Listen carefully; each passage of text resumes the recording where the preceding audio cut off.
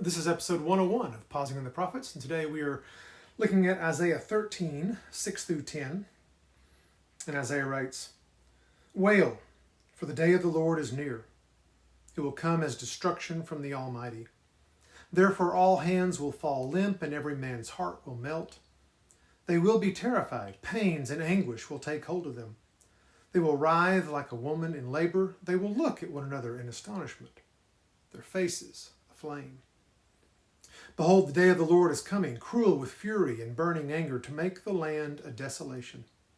And he will exterminate its sinners from it. For the stars of heaven and their constellations will not flash forth their light.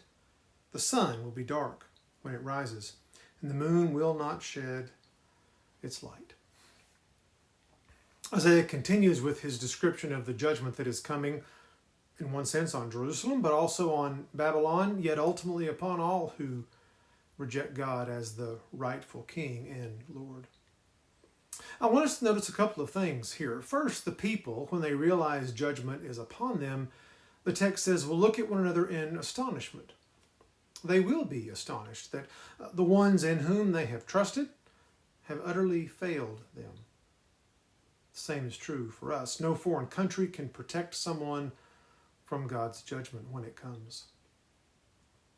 No foreign country or politician or material possession is worthy of our trust. Only God is. The people will also look at one another with faces aflame, Isaiah says. Shame will overtake them. They will realize their folly, but too late. The second thing we notice is the image of darkness that overtakes people. And yet from the New Testament, we know that people who reject God do indeed walk in darkness. For the light of the world came to his own people, and they loved darkness, John tells us in his gospel, rather than light.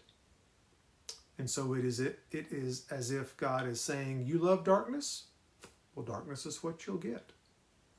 Oh, that we might long for the light of the world instead. For when we do, he is gracious and comes to us in light, not for judgment, but with grace and love. So may we recognize the shame that will come from abiding in sin instead of abiding in our Savior.